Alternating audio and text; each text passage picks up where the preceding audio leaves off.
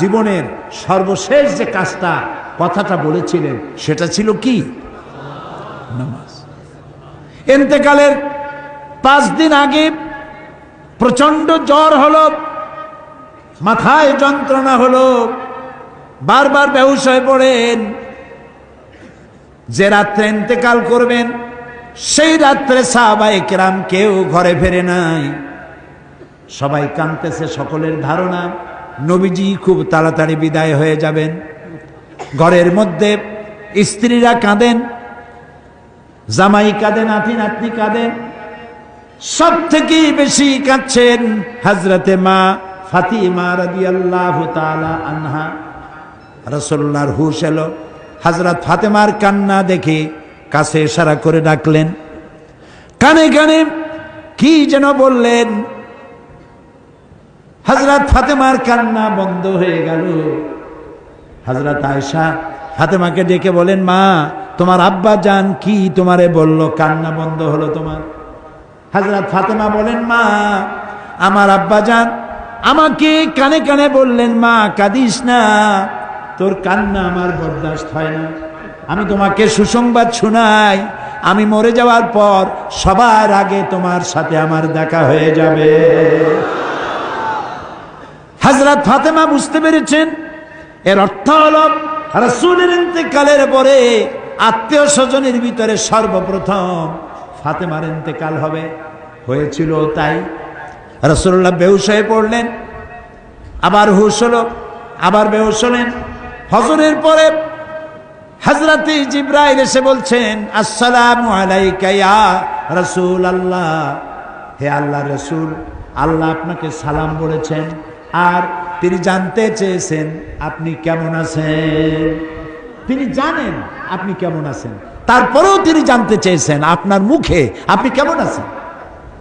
নবীজি বললেন, আমি বড়ই কষ্টের ভিতরে আছি, অসুস্থ আছি।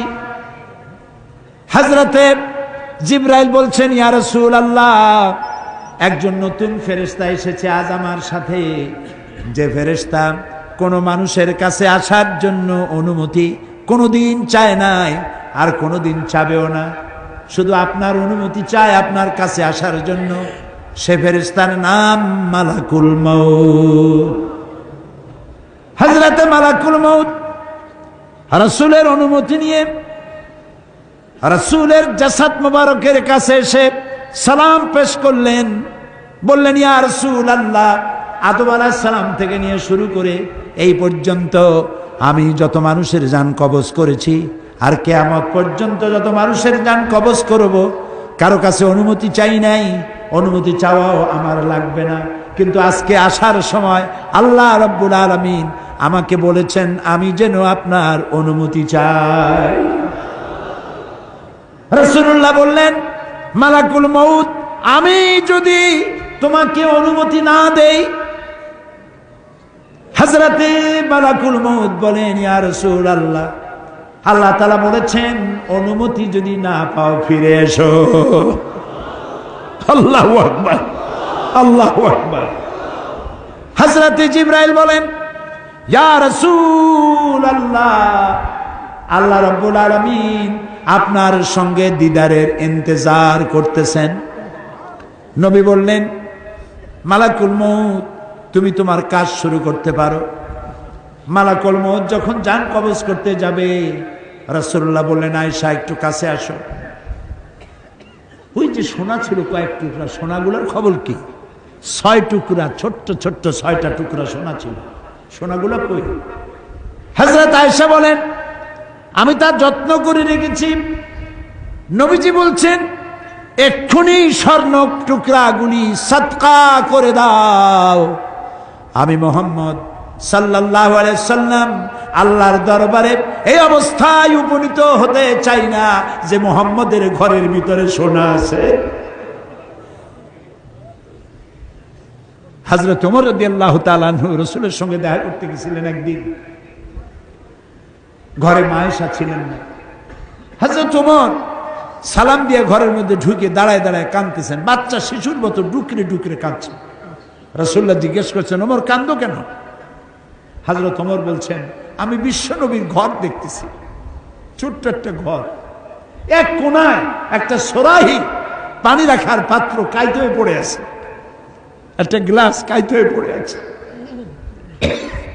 আর এক কোনায় 1 কেজি কি আধা কেজি জব পড়ে আছে, আর রাসূল শুয়ে আছেন দড়ি দিয়া বুনানো একটা খাটিয়ার উপরে, চাদর নাই, বালিশ নাই, হাত মোবারক মাথার তলে দিয়ে শুয়ে আছে, পিঠ মোবারকে দড়ির দাগ কেটে আছে। হযরত ওমর বলছেন, ইয়া রাসূলুল্লাহ, আমি তো বরদাস্ত করতে পারছি না, বিশ্বনবী তার পিঠে দড়ির দাগ, পানির পাত্র কাইত হয়ে পড়ে আছে, খাট নাই, বালিশ নাই, আপনি আমাকে অনুমতি দেন, আমি আপনার জন্য একটা তোষক বানাই নিয়ে আসি। রাসূলুল্লাহ বললেন, ওমর, আমি তো দুনিয়ায় শান্তি করতে আসি নাই, আমি যদি ওহদ পাহাড়কে বলি, ওহদ আমার জন্য সোনায় পরিণত হয়ে যা, ওহদ পাহাড়টাই সোনা হয়ে যাবে, শান্তি করতে আসি নাই। নবীজি বললেন, আয়েশারে সোনাগুলি বিতরণ করে দাও, সাদকা করে দাও। মালাকুল মউতকে বললেন, তুমি তোমার কাম সারো। জান কবর শুরু হয়ে গেল। নবীজি জীবনের শেষ কথা মুখ থেকে উচ্চারিত হলো, আসসালাত আসসালাত ওয়া মা মালাকাত আইমানুকুম, ও আমার উম্মতেরা, নামাজ নামাজ। ইন্তেকালের সময় মেয়ের কথা বললেন না, নাতির কথা বললেন না, জামাইয়ের কথা বললেন না, উম্মতকে স্মরণ করালেন, ও আমার উম্মতেরা, নামাজ ছেড়ে দিও না, আর তোমার অধীনস্থ ব্যক্তিদেরকে জ্বালা যন্ত্রণা দিও না, চাকর বাকরের জ্বালা যন্ত্রণা দিও না, গরিব মানুষের দিকে লক্ষ্য রেখো। আর আমি চিরজনমের মতো তোমাদের থেকে বিদায় নিয়ে গেলাম, নামাজ ছেড়ে দিও না। কিয়ামতের দিন ওই রাসূল যদি আমাদেরকে উম্মত বলে পরিচয় না দেন, জান্নাতে যাওয়ার উপায় নাই।